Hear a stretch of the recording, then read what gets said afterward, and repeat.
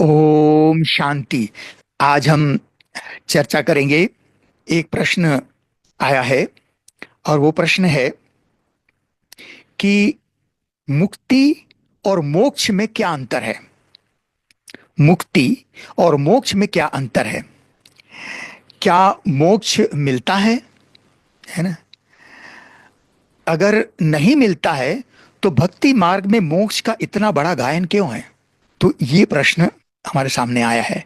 तो इसका उत्तर वास्तव में ये है, बाबा ने एक मुरली में स्पष्ट उत्तर दिया है और वो मुरली की तारीख है 15 दिसंबर 2023 की मुरली, 15/12/2023। इस मुरली में बाबा ने कहा, मनुष्य कहते हैं क्या मोक्ष नहीं मिलेगा। मनुष्य की इच्छा तो ये रहती है मोक्ष चाहिए। उनका पुरुषार्थ भक्ति भी इसलिए करते हैं, है ना? उसी को जो सर्वोच्च प्राप्ति समझते हैं ना। तो बाबा ने कहा कि मनुष्य कहते हैं क्या मोक्ष नहीं मिलेगा। बाप कहते हैं नहीं, जो भी सब आत्माएं हैं सबका पार्ट ड्रामा में फिक्स है।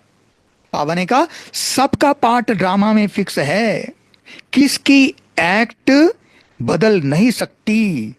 हर एक पूरी एक्ट का अनादि ड्रामा बना हुआ है। ये भगवान वाच है। इसमें एक बहुत बड़ी समझने की बात है। हम जब सृष्टि चक्र के वो खगोलीय रहस्य के जो तीसरे सत्र में हम इसको स्पष्ट किया करते हैं, वो पॉइंट मैं यहाँ फिर से रिपीट करता हूँ, वो बहुत इंपॉर्टेंट है। वो ये है, हम उसमें ड्रामा के 4 सिद्धांत और 8 विशेषताएं बताते हैं। मैं उस डिटेल में नहीं जा रहा हूं, परंतु शॉर्ट में आपको ये बताना चाहता हूं कि ड्रामा की उस 8 विशेषताओं में एक विशेषता ये बताई गई है, एक विशेषता बहुत जबरदस्त विशेषता है। वो ये है कि परम धाम में जितनी भी आत्माएं हैं, जितनी भी आत्माएं हैं, हर एक आत्मा को इस सृष्टि पर आकर के पाठ बजाना ही है। कोई भी आत्मा पाठ बजाने के सिवाय रह नहीं सकती, है ना? और हर एक आत्मा अपना पाठ खुद पसंद करती है। ये ड्रामा की विशेषता है। हर एक आत्मा को सृष्टि में पाठ बजाना ही है और हर एक आत्मा अपना रोल, अपना पाठ खुद चूज करती है, खुद पसंद करती है कि उसे कब आना और क्या पाठ बजाना है। ये वंडरफुल ड्रामा की विशेषता है। अब मैं आपको इस पर बताना चाहूंगा कि देखिए कि हमने पहले भी सुनाया था कि इस 3 लोक में 4 चीज अविनाशी है और उनमें से 2 परिवर्तनशील है और 2 अपरिवर्तनीय है। तो एक है आत्मा अविनाशी है, परंतु सतो रजो तमो में आते हैं तो परिवर्तनशील है। दूसरा है प्रकृति, है ना? 5 तत्व जिसको एक शब्द में प्रकृति कहा जाता है, ये भी अविनाशी है, परंतु ये भी हम आत्माओं के प्रभाव से सतो रजो तमो में आकर के परिवर्तनशील बनती है। तीसरा है ब्रह्म तत्व, परम धाम, जो छठा तत्व है, जहां पर हम आत्माएं रहती है, जो शांति धाम है, मुक्ति धाम है ना? तो वो ब्रह्म तत्व वो भी अविनाशी है, परंतु वो अपरिवर्तनीय है। वो कभी सतो रजो तमो में नहीं आती। वो आत्माओं के रहने का स्थान है, पवित्र आत्माओं के रहने का स्थान है कि जब तक आत्मा पवित्र नहीं बनती परम धाम में एंट्री नहीं है। और चौथी चीज कौन सी है? परमात्मा, जो उस ब्रह्म तत्व में रहने वाले शिव बाबा, है ना? वो अविनाशी भी है, वो भी एक आत्मा है, परंतु परम आत्मा है, क्योंकि वह सर्वशक्तिमान है। सर्वशक्तिमान है वो। परमात्मा में इतनी शक्ति है कि वो तत्वों को भी अधीन करके रखने की शक्ति उनमें है। इस पर भी हमने एक वीडियो बनाई हुई है कि परमात्मा के पास भी ऐसे अष्ट शक्तियां हैं जो किसी को दे नहीं सकती, वो उनके पास ही है ना? तो उनमें से एक शक्ति यह है कि ब्रह्म तत्व को भी वो अधीन करके रखते हैं। अर्थात परम धाम में आत्माएं विश्राम करती, सो जाती, इनएक्टिव हो जाती, परंतु परम धाम में रहने वाले एक शिव बाबा ही ऐसी हस्ती है जो ब्रह्म तत्व में रहते हुए भी सदा एक्टिव मोड में है। पर शिव बाबा को सोने की आवश्यकता नहीं है, क्योंकि सर्वशक्तिमान है। वो ब्रह्म तत्व को भी अधीन करके रखता है, ब्रह्म तत्व को भी चार्ज करता है। वो सदा जागती ज्योत है, बाकी आत्माएं सोती ज्योत है। अब इसमें यह बात समझने की है, जब परम धाम में है तो आत्मा तो आत्मा चेतन है तो आत्मा की चेतनता है मन बुद्धि संस्कार, परंतु परम धाम में आत्मा की वो मन बुद्धि संस्कार काम नहीं करती है, इनएक्टिव मोड में है। अब जिसकी जो विशेषता है और वो काम में ही ना आए तो उसकी विशेषता होने का फायदा ही क्या है? ये बाबा ने एक मुरली में कहा था। अभी जैसे कि एक मम्मा की मुरली थी, उसमें मम्मा ने कहा था कि शिव बाबा परमात्मा है ना, सर्वशक्तिमान है, सर्व गुणों का सागर है, ज्ञान का सागर है, परंतु अगर वो इस सृष्टि पे कभी आवे ही नहीं, ज्ञान ही न सुनाए, तो उनकी उस ज्ञान सागर की विशेषता का फायदा ही क्या? तो ज्ञान सागर तो तभी कहलाएगा जब यहां करके हमको ज्ञान देवे। तो इसीलिए बाबा कहते हैं मैं भी बना हुआ हूं तुम बच्चों को आकर के ये ज्ञान की पढ़ाई पढ़ाने, और हम आत्माओं को योग ज्ञान योग सिखा करके पवित्र बना करके हमको फिर वापस परमधाम और सुखधाम में मुक्ति और जीवन मुक्ति में भेज देते हैं। तो आत्माएं जब परमात्मा को भी सृष्टि पर एक बार आना ही है, तो जितनी भी आत्माएं ब्रह्म तत्व में घर में मुक्ति धाम में रहती है तो उनको इस सृष्टि पर आना ही है, क्योंकि आत्मा ओरिजिनल तो चेतन है, भले वहां पर सोई हुई है परंतु उसमें मन बुद्धि संस्कार तो है। तो उस मन बुद्धि संस्कार का वो कभी एक्टिविटी ना हो, उसका कोई यूज ही ना हो, तो कोई फायदा ही नहीं उसकी उस विशेषता का। तो इसीलिए वो आत्मा को अपने आप, भले भाई परम धाम में आत्मा कब तक सोएगी? जब तक उसकी नींद पूरी ना हो जाए। हर एक आत्मा की टाइमिंग अलग अलग है, विश्राम की टाइमिंग अलग अलग है। जो सबसे शक्तिशाली आत्मा है वो परम धाम जाकर के तुरंत जल्दी आ जाएगी, क्योंकि पावरफुल आत्मा है ना। जैसे ब्रह्मा बाबा नंबर 1 आत्मा है, तो बाबा कहते वो टच करके आ जाएगी, वही आत्मा जाकर के फिर आकर के श्री कृष्ण के रूप में जन्म लेगी। तो उनके साथ बाकी पावरफुल आत्माएं भी परम धाम में थोड़े समय रहेंगी। थोड़े समय क्यों रहेंगी? क्योंकि परम धाम में ब्रह्म तत्व की ये विशेषता है, वो आत्माओं को सुला देता है और वो आत्माओं की सारी मेमोरी डिलीट कर देता है कि वो क्या थे। जैसे ब्रह्मा बाबा की आत्मा जब परम धाम में जाएंगे तो उनको सारी ये मेमोरी डिलीट हो जाएगी कि मैं ही ब्रह्मा था। बिल्कुल नहीं, फ्रेश श्री कृष्ण के रूप में आएंगे। ऐसे हर एक आत्मा, परंतु जो आखिरी आत्मा, बाबा ने कहा ना कि न ये सृष्टि कभी खाली होती न कभी परमधाम खाली होता है, माना आत्माएं अभी भी वहां है। जब विनाश शुरू हो जाएगा अर्थात मुक्तिधाम का गेट खुलेगा तो वो आत्माएं आ जाएंगी, अर्थात आखिरी आत्मा का आना और पहली आत्मा ब्रह्मा बाबा का जाना दोनों एक साथ हो जाएगा, है ना। तो जो आखिरी आत्मा आएंगी, आना जरूर है, भले एक जन्म के लिए भी उसको पाठ बजाना पड़े, क्योंकि आत्मा की विशेषता है चेतनता मन बुद्धि संस्कार।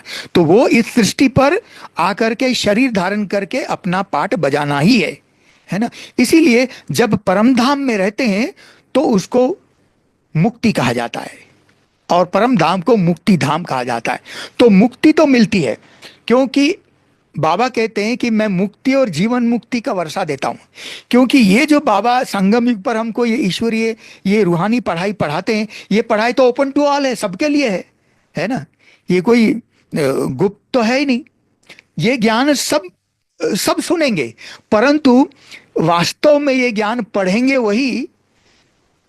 वही जो इस ब्राह्मण कुल की दैवी कुल की आत्मा होंगी, उन्हीं को इंटरेस्ट जगेगा। बाकी कोई इसको सुनेंगे भी नहीं, सुनेंगे भी तो समझेंगे भी नहीं, समझेंगे नहीं तो वो छोड़ देंगे। और बाबा ने एक बात मुरली में ये भी कहा हुआ था कि आप लोगों ने भी सुनी कि बाबा ने कहा कि जिस आत्मा ने जितनी जास्ती भक्ति की है वो ही आत्मा इस ज्ञान को उतना डीप इंटरेस्ट से सुनेंगी और उसको समझेंगी और धारण करेंगी।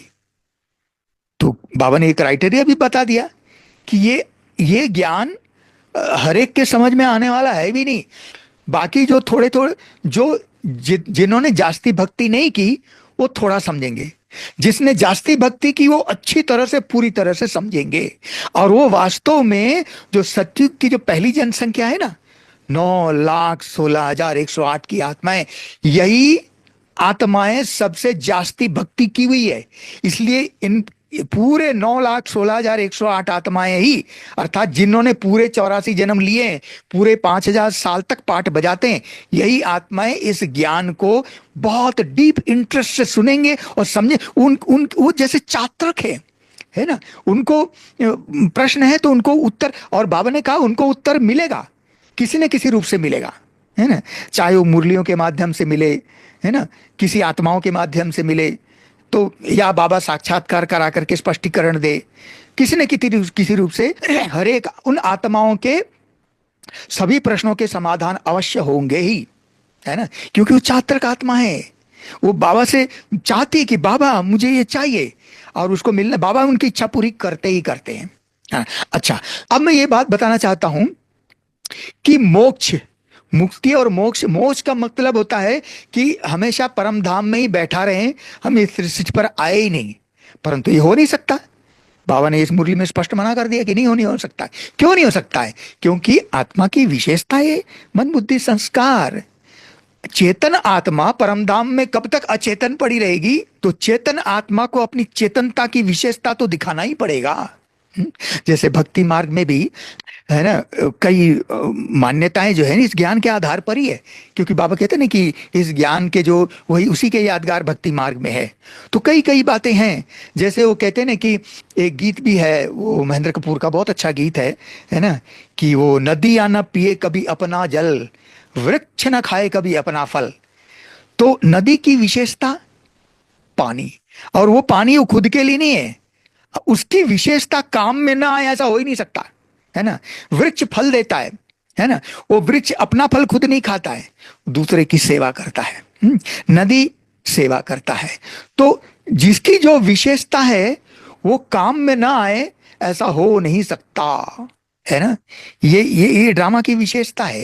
हर एक आत्मा का पाठ इस सृष्टि पर बजना ही है, तो आत्मा के भी पाठ बजना है ना।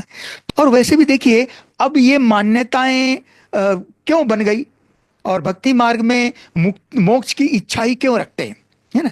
वैसे देखिए, अब मान्यताएं और वास्तविकता में तो बहुत अंतर है ना। मान्यताएं और वास्तविकता में तो बहुत अंतर है।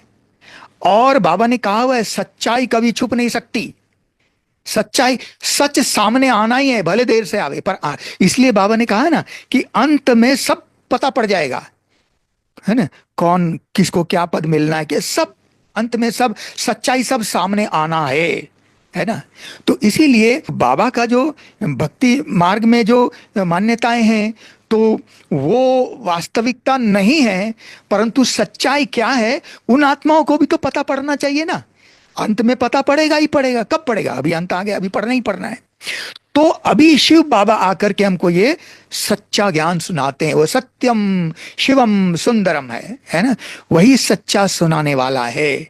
बाबा तो इतना कहते हैं कि आज की दुनिया को बाबा क्या कहते हैं? झूठी काया, झूठी माया, झूठा सब संसार, झूठा सब संसार। झूठ तो झूठ, सच की रत्ती भी नहीं है। तो इसलिए बाबा कहती है झूठी काया, झूठी माया, झूठा सब संसार, है ना। अब विज्ञान भी अंधा है। अब देखिए, विज्ञान के दो पहलू हैं, एक तो जो प्रैक्टिकल है और लॉजिकल है, जो तार्किक और व्यवहारिक है, जो हमारे सामने प्रत्यक्ष है, वो तो मान्य है, वो तो, क्योंकि उसी से तो सारी दुनिया चल रही है। सारी विज्ञान का कितना चमत्कार है उसका, ये हम बोल रहे हैं, ये सब क्या विज्ञान ही तो है ना। तो अब ये है प्रैक्टिकल एंड लॉजिकल, परंतु विज्ञान का एक दूसरा पहलू जो है, जो कपोल काल्पनिक है, कपोल काल्पनिक है ना।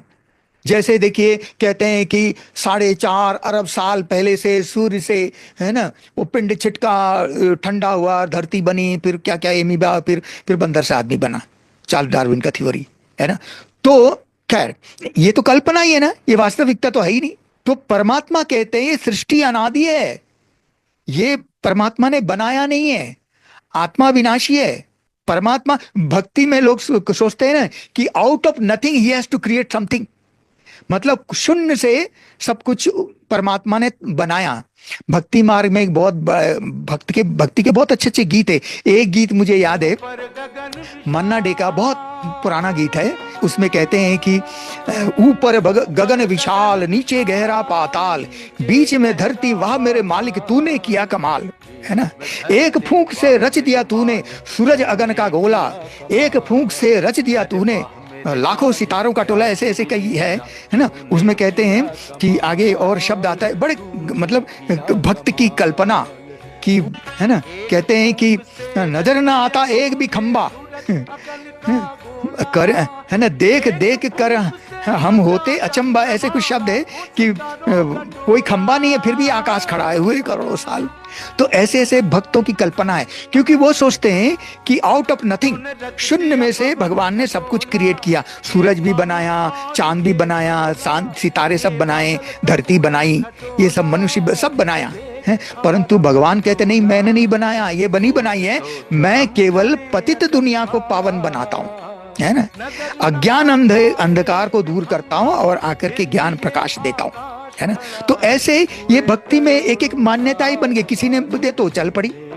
और देखिए, तो एक तो कानून और विज्ञान दोनों को प्रूफ चाहिए, दोनों को प्रमाण चाहिए। जो प्रमाणित हो गया सत्य, नहीं मिला वो असत्य है ना। अब परंतु जो तीसरी सत्ता भक्ति है, उसको कोई प्रूफ नहीं चाहिए, उसको कितना भी प्रमाण दे दो, उसने जो मान लिया तो मान लिया, वो गलत है तो गलत है, परंतु उन्होंने मान लिया। तो कहते ना कि हम कुछ, भगवान आकर के हमको ये ठोस ज्ञान देता है, सॉलिड, ये ज्ञान सॉलिड है, सत्य ज्ञान देता है, और इससे प्रमाणित होता है कि सच क्या है झूठ क्या है ना। परंतु कई लोग कहते हैं कि हमें तो, कई लोगों को इस ज्ञान से, भक्ति मार्ग के लोगों को बोले गया ये तो हमको ठेस पहुंच रहा है। अरे आपकी मान्यता जो वास्तविक नहीं है ना, तो परमात्मा का ज्ञान जो है किसी को ठेस पहुंचाने के लिए नहीं है। परमात्मा का ज्ञान तो ठोस है, तो हम किसी को ठेस नहीं पहुंचाते, हम ठोस पहुंचाते। ये ठोस ज्ञान सब तक पहुंचना ही पहुंचना है, क्योंकि वास्तविकता क्या है, सत्यता क्या है, ये तो सबके सामने आएगा ही आएगा, क्योंकि सच कभी नहीं छुप सकता, है ना। सच्चाई कभी, आखिर परमात्मा की प्रत्यक्षता तो होनी ही है ना। परमात्मा निराकार ज्योतिर्बिंदु शिव परमात्मा है, और उनका सत्य ज्ञान ये कहता है ना।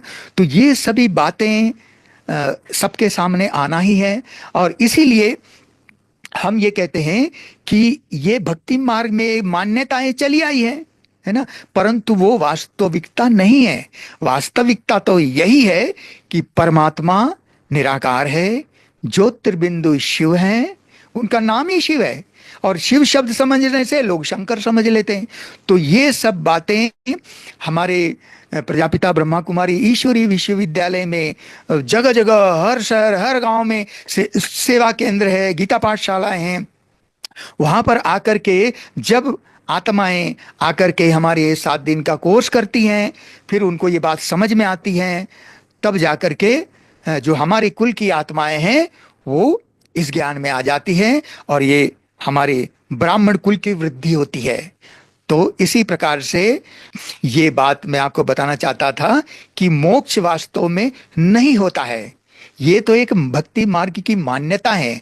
तो हमें ये सत्य बात को जानना जरूरी है। हाँ, मुक्ति जरूर मिलती है। मुक्ति माना इस मायावी दुनिया, मायावी ये विकार, ये प्रपंच से मुक्ति मिल जाती है ना।